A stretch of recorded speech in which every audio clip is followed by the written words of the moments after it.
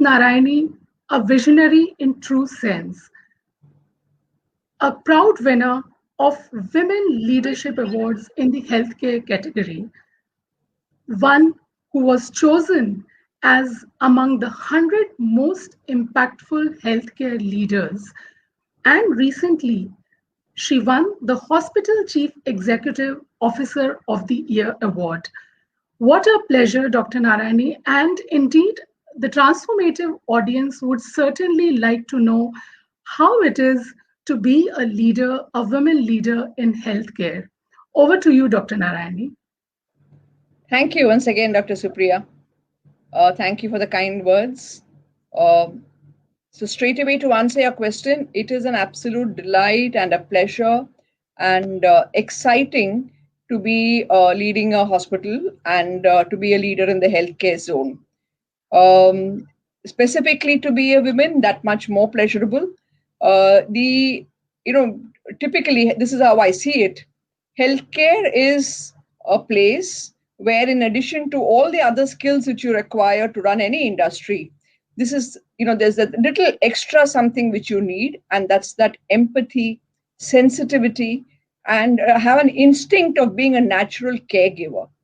And Right. the healthcare functions best when you have all of these instincts all the time visible and experienced by the patients you care for. And who is a natural caregiver? Women. So I would think that automatically it makes it the most appropriate place for women to work. And like you mentioned, healthcare is one domain where when people keep talking about gender equality and those kind of things, it's Right. dominated by women task force. And conventionally we've always had healthcare always has a large chunk of women working, largely because of the nursing fraternity. But Right. as you see now in recent times, every kind of role, not just the nursing and the physicians, but every kind of role, you see actually a um, dominance of women across in all roles in a hospital. And I must say, it all doing very well. Wow, that's such a pleasure to hear.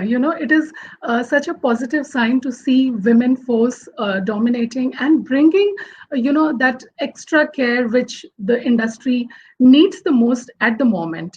So, Dr. Narayani, coming to, we are talking about the current crisis of healthcare. How do you look at that? Because that is something, the audience has already started asking us questions, and that is something which the audience would certainly like to know. What is the status right now? How is the healthcare industry coping with the ongoing crisis, which is the pandemic? Over to you. Yeah. So I think for us, the crisis started sometime in last March when we first, till March, we were hearing about COVID in the rest of the world.